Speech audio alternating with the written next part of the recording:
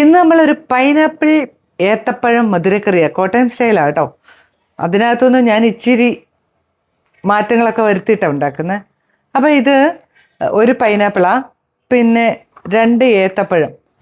ഇത് പൈനാപ്പിൾ ഒന്ന് വെന്ത് കിട്ടാൻ ഇച്ചിരി പാടുണ്ടാവുമല്ലോ, അതുകൊണ്ട് ഞാനിതൊന്ന് മിക്സിയുടെ ജാറിലിട്ട് ഒരു ഒറ്റ കറക്ക് ഇറക്കിയിട്ട് ഇപ്പോൾ എടുത്തുകൊണ്ട് വരാം.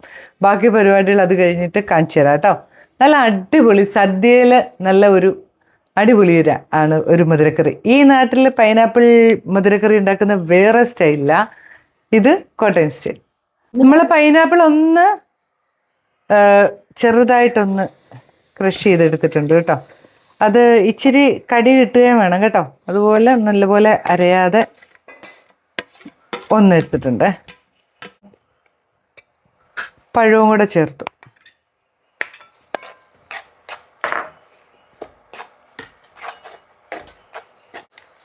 മുളക് പൊടി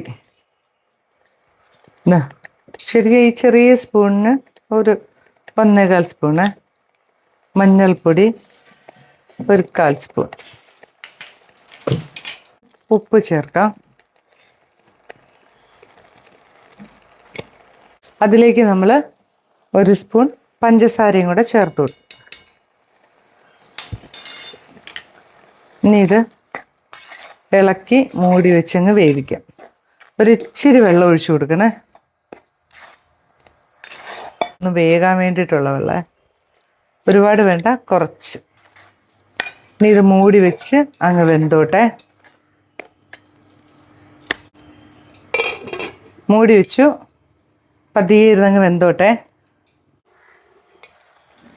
നമ്മുടെ പൈനാപ്പിളും ഏത്തപ്പഴവും ഒക്കെ വെന്ത് വന്നിട്ടുണ്ട് കേട്ടോ.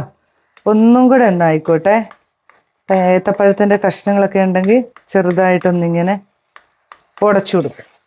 ഒന്നും കൂടെ ഒന്നായിക്കോട്ടെ. ഈ സമയത്തില്ലേ നമുക്ക് സ്റ്റൗ ഒന്ന് കത്തിച്ചിട്ട്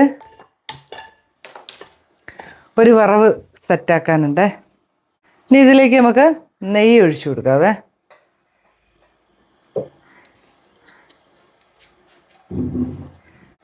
ആദ്യം നമുക്ക് ക്യാഷ്യൂ ഒന്ന് വറുത്തെടുക്കാം.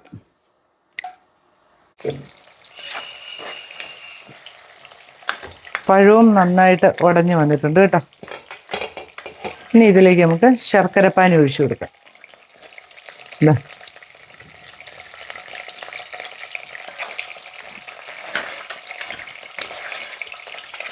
ഇതുമായിട്ടൊന്ന് സെറ്റ് ആയിക്കോട്ടെ.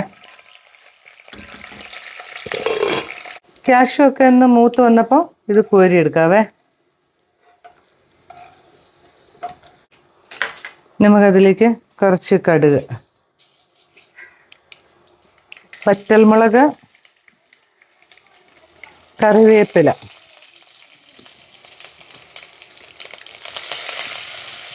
നമ്മൾ എടുത്തു വെച്ചിരിക്കുന്ന തേങ്ങയാണ്. തേങ്ങയുടെ ഒരു വറവാണ് അതിൻ്റെ ഒരു ടേസ്റ്റ് എന്ന് പറയുന്നത്.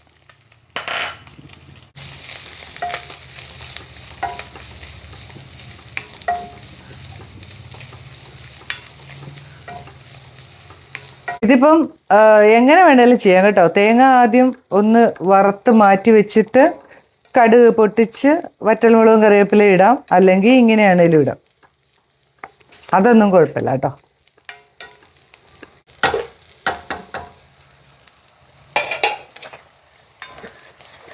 തേങ്ങാപ്പീരയൊക്കെ നല്ലപോലെ ചുമന്ന് വന്നു. അതിനകത്തോട്ട് നമ്മളെ കുറച്ച് കുരുമുളക് പൊടിയെ 1/4 സ്പൂൺ കുരുമുളക് പൊടി. ഇനി ഇതിൻ്റെ സ്റ്റൗ അങ്ങോട്ട് ഓഫ് ചെയ്തേക്കാവേ.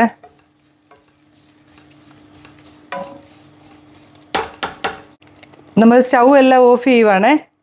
നമ്മുടെ കറിയെല്ലാം റെഡി ആയിട്ടുണ്ട്. ഇനിയും നമുക്ക് ചേർക്കേണ്ടത് ഇതൊന്ന് ചെറുതായിട്ടൊന്ന് തണുത്ത് കഴിഞ്ഞിട്ടാണ് നമ്മൾ മുന്തിരി ഇട്ട് കൊടുക്കുക. പിന്നെ തേങ്ങാപ്പീര ഇടുക, ക്യാഷ്യൂ ഇടുക, എത്ര പണിയേ ഉള്ളേ. തണുത്ത് വന്നപ്പം മുന്തിരി ഇട്ട് കൊടുത്തു.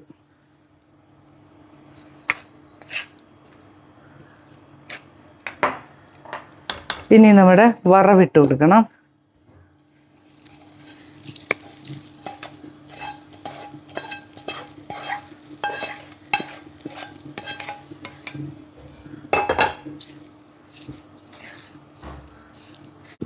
വറുത്ത് വെച്ച ക്യാഷ്യൂ.